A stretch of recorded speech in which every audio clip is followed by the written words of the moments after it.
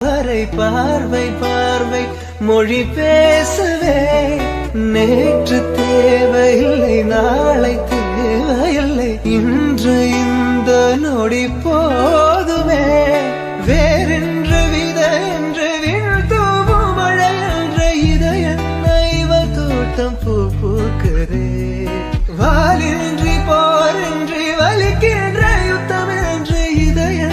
இவனுக்குள் என உள்ளது